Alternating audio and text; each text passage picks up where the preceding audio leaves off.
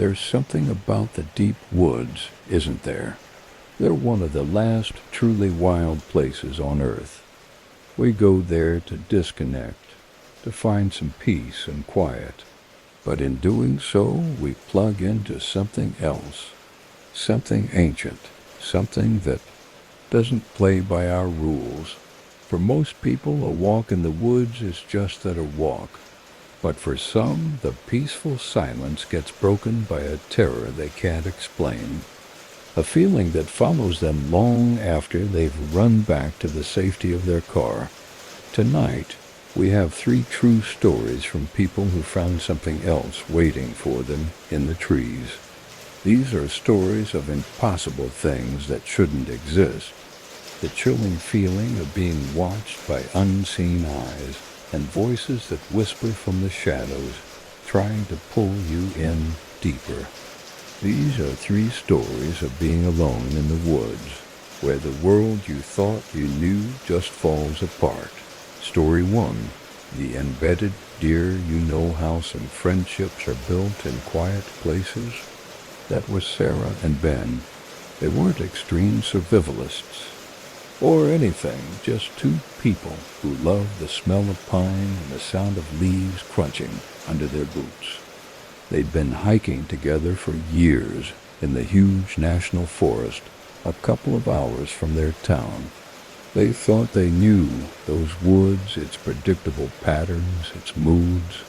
But one crisp autumn afternoon, they learned the forest was hiding secrets they couldn't possibly have imagined.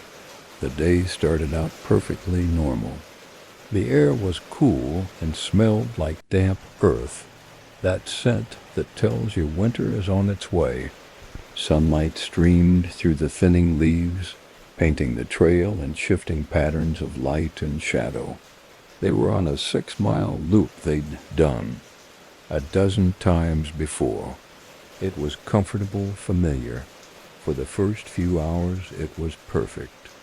They chatted easily about work, about their plans, about the little things. They saw a flash of a blue jay's wing, a weird-looking mushroom. They felt safe. They felt at home. It was on the last mile of the hike, not far from the car, that Ben suddenly stopped. He squinted, pointing off the trail into a thick patch of old trees. "Hey, you see that?" he asked, his voice sounding a little tight. Sarah looked where he was pointing. At first, she just saw the usual beautiful mess of the forest floor: ferns, fallen logs, thick tree trunks. "See what?" "Over there," he said, taking a few slow steps off the trail. "By that giant oak, it looks like an animal." Curious now, Sarah followed him, pushing a few branches out of her way. As they got closer, the shape became clearer, and it was completely, utterly wrong. There, about 20 feet off the trail, stood a massive old oak tree, and sticking out of the trunk was a deer dot. It was a full-grown buck. The front half of its body, from the shoulders up, was jutting out from one side of the solid wood. Its head was limp, hanging at a broken angle, its eyes glassy and empty. On the other side of the tree, its back legs just dangled there, swaying a little in the breeze. The deer was perfectly split by the tree, as if the oak had just blinked into existence right through its middle. They both froze. The woods, which had felt so friendly just a minute ago, suddenly felt dead silent. The bird chirps, the wind, everything just stopped. The only thing Sarah could hear was the frantic pounding of her own heart. What is that?" she whispered, even though the impossible answer was right in front of her.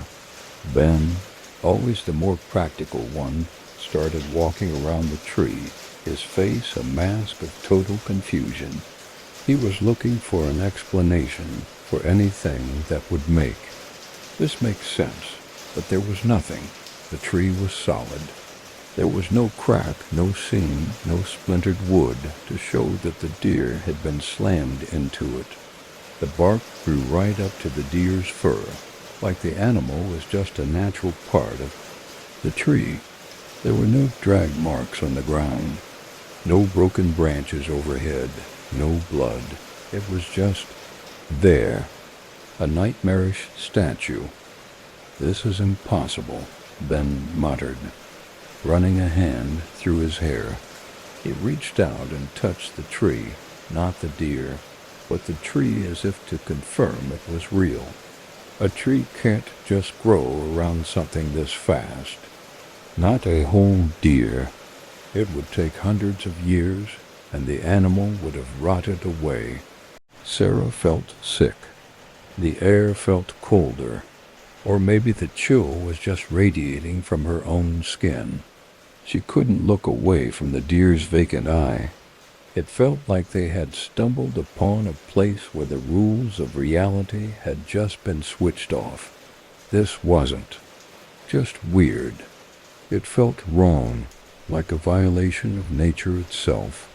The longer they stood there, the stronger the feeling grew. They were being watched. Every shadow seemed to stretch a little longer. Every tree seemed to lean in. The forest wasn't just a place anymore. It felt alive, and it felt angry that they were seeing this. What could possibly do this? What kind of power fuses flesh and wood together so perfectly? Sarah grabbed Ben's arm, her voice tight with panic. "Ben, we have to go. Right now." He didn't argue. All the color was gone from his face. He took one last baffled look at the deer tree, then turned and followed her back to the trail. They didn't run, but they walked fast, stumbling over roots they would normally step over. They didn't say a word. What could you say? How do you even begin to talk about what they had just seen? They kept looking over their shoulders, terrified they'd see something moving between the trees. When they finally saw their car in the gravel lot, the relief was so intense it almost made Sarah dizzy. The simple, boring sight of a car and a road was an anchor to a world that made sense. A world where trees and animals stayed separate. They got in, and the silence inside the car was just as heavy as it was in the woods. Ben started the engine, and the sound of it felt like it was pushing the forest away. They never talked about it. Not to each other, not to anyone. Who would believe them? They'd sound insane. But the image is stuck in their heads, a permanent. Resident in their nightmares. Sarah never hiked in that forest again. She tried other parks, but the joy was gone. The peace she used to find was replaced with a constant, nagging fear.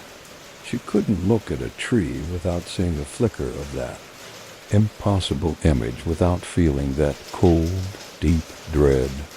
The woods were no longer an escape. They were a reminder that some things in the dark, quiet places of the world are not meant for us to understand. And sometimes the scariest thing you can find out there is something that simply shouldn't exist. Story 2. The campsite stalker John saw the wilderness as his church. He was an experienced solo camper who found a special kind of quiet confidence in being completely alone out there. It wasn't about being lonely. It was about being self-reliant. He knew the sounds of the night woods, the scuttling of a raccoon, the groan of a tree in the wind.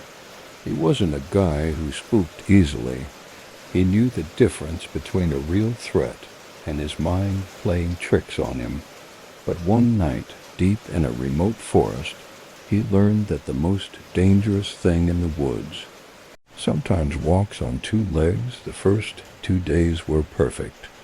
He'd set up his small tent in a hidden clearing, miles from any trail. He spent his days exploring and reading. On the third evening, As the sun went down, he felt that familiar peace settle over him. He cooked his dinner, and as total darkness fell, he zipped himself into his tent, ready for sleep. He was out pretty quickly with the crickets chirping outside.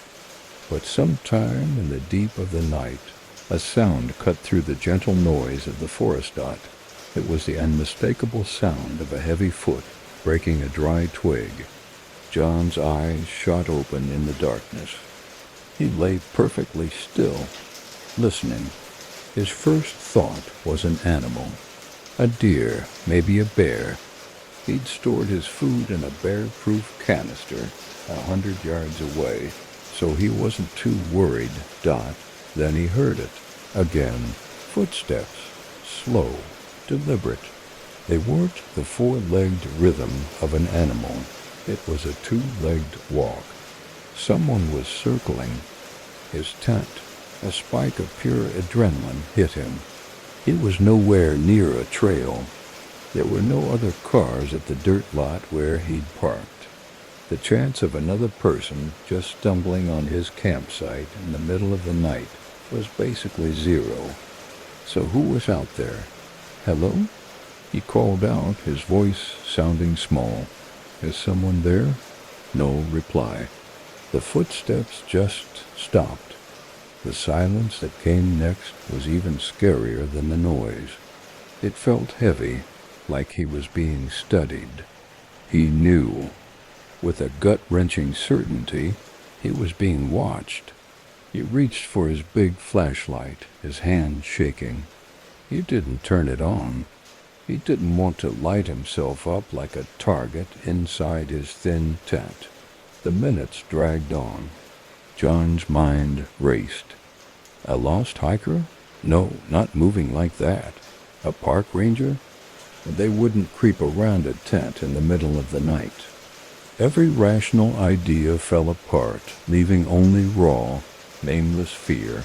Just when he started to think he'd imagined it, the footsteps started again.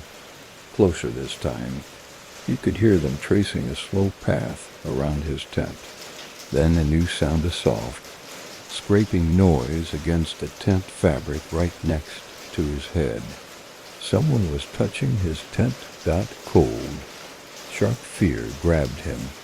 This was no accident. This was an intrusion. He heard the quiet zip of a pocket on his backpack, which he'd left just outside the tent. Then a quiet rustling. Someone was going through his stuff. For a second, anger flared up, pushing back the fear. Who would do this?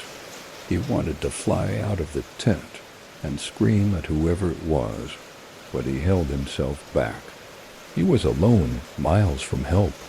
He had no idea who this was, what they wanted, or if they were armed. Confronting them could be the last mistake he ever made. So he stayed quiet, frozen, barely breathing. He listened as the intruder moved around his camp. He heard the clank of his metal cooking pot being moved. This wasn't a frantic robbery. It was quiet, casual, like someone was just inspecting his things. It felt like a predator sizing him up. Then came the voice. It was a low, guttural humming.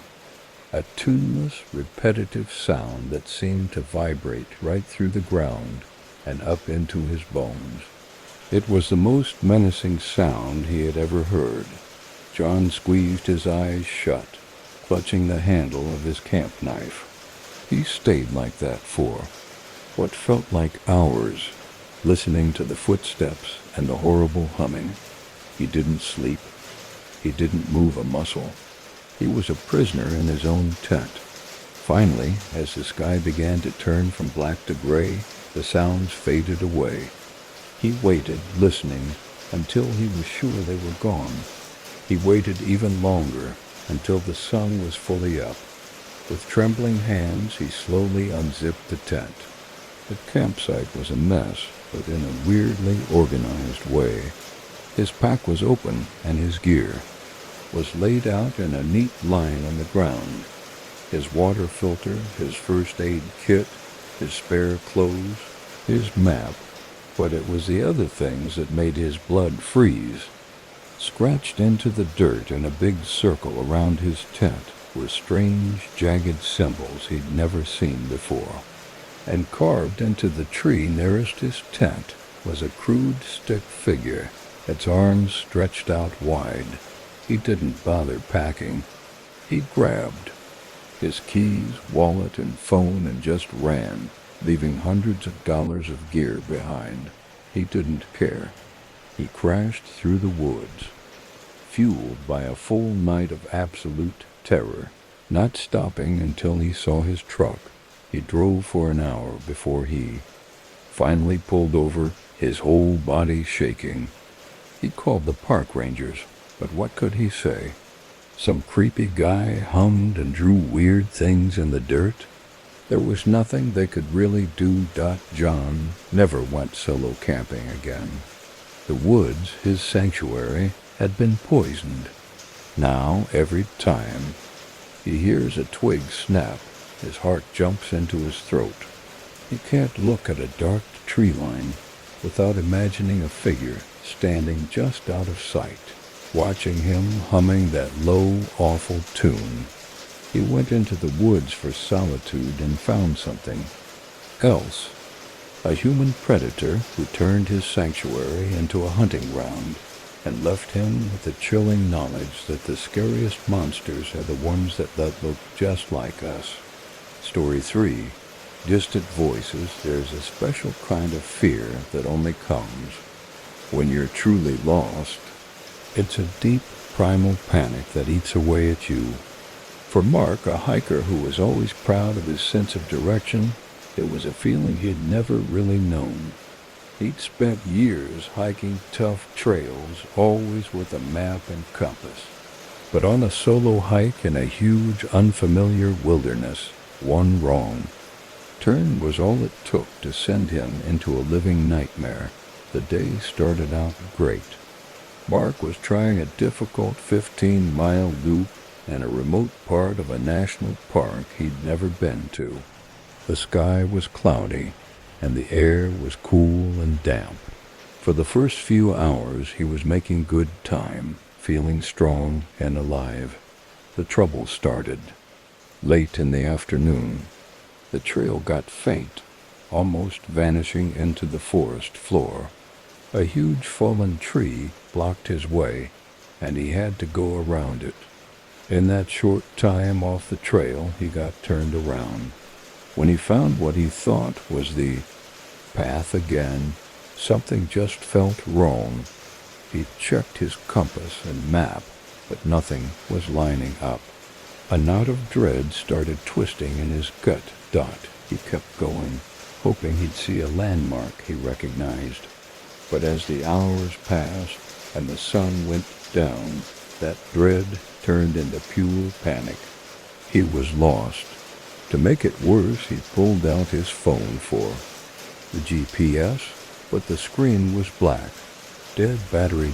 Night fell hard and fast, like a heavy blanket thrown over the forest. The temperature dropped, and the woods turned into a maze of dark, scary shapes. Every rustle and creak sounded like a threat. Mark was alone, completely lost, with no light. He sat down on a log, trying to breathe, trying to fight back the panic. He had a tiny emergency kit, but no tent or sleeping bag. He felt completely hopeless, and that's when he heard them. Voices. At first, it was just a faint murmur on the wind. He thought he was imagining it, his desperate brain tricking him. But then he heard it again, clearer this time. People talking. Hope and adrenaline shot through him. He wasn't alone. He jumped up, cupping his hands around his mouth. "Hello," he yelled. "I need help. I'm lost." The voices stopped. For a second, there was only silence, and his heart sank. Then, a single voice floated back through the trees. "Help me." It sounded like a woman, her voice strained and full of pain. Mark's own fear vanished. Someone was out here, and they were hurt. I'm coming. He yelled back, "Keep talking so I can find you." He charged into the woods, heading toward the sound. Thorns and branches tore at his clothes, but he barely felt it. A few moments later, the voice came again, closer this time. "Help me." He kept following the cries. A little voice in the back of his head reminded him of old Appalachian folklore. His grandfather used to tell him stories about things in the woods that mimic human voices to lure you off the path. He shook the thought away. This was real. Someone needed help. He pushed through a thick wall of ferns and stumbled into a clearing. And he stopped dead dot in the middle of the clearing. A huge bonfire roared, lighting up a truly bizarre scene. A dozen or so people were gathered around the fire. They weren't hikers. They were wearing strange, tattered clothes, their faces smudged with dirt and ash. They were all sitting perfectly still, their faces slack, just staring at him. The firelight danced in their wide, unblinking eyes. The desperate cries for help were gone, replaced by a thick, predatory silence. The air smelled of wood smoke, and something else, something metallic and sweet that made his stomach turn. Mark's blood ran cold. The cries for help. They weren't from one person. They were a lure. This was a trap. One of them, a tall, skinny man with long, stringy hair, slowly stood up. A sick, wide grin spread across his face, showing a row of broken, stained teeth.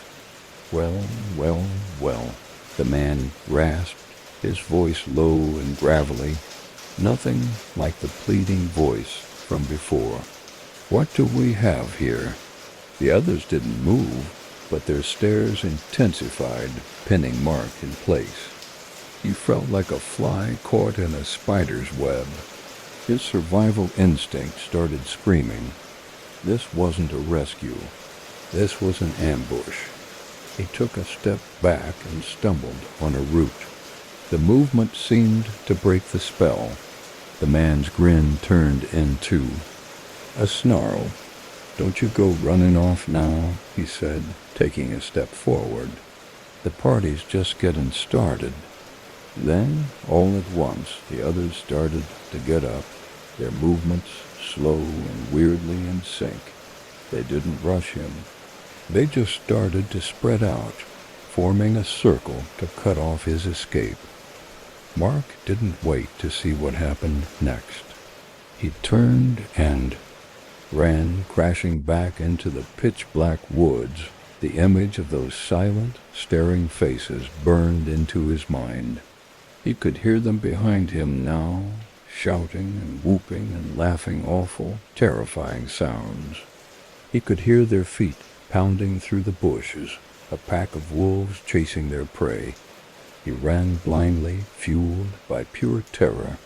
He didn't know where he was going. He just had to get away. Branches slapped his face, rocks tripped him up, but he just kept scrambling to his feet, his lungs burning. The sounds of the chase seemed to come from all around him, their laughter echoing through the trees. He ran until he literally couldn't run anymore, and collapsed at the base of a huge tree. Sure they were about to catch him. He curled up, trying to make himself small, and waited, but the sounds had faded away. He was alone again, in the deep, total silence of the woods. He stayed there for hours, shaking from cold and fear, not daring to move until the first light of dawn finally broke through the trees, dot in the daylight. The forest looked normal again. By some miracle, he found a stream, followed it, and eventually stumbled onto a marked trail. A few hours later, He ran into another couple who gave him water and helped him get back to the trailhead. He told the rangers he got lost and spent a scary night in the woods. He left out the part about the voices and the fire and the people. It sounded too crazy. He knew they'd think he was hallucinating, but he knew what he saw. He knew he'd been lured into a trap, and he knew that if he hadn't run, he would have been just another hiker who walked into the woods and never came out. The woods themselves aren't evil.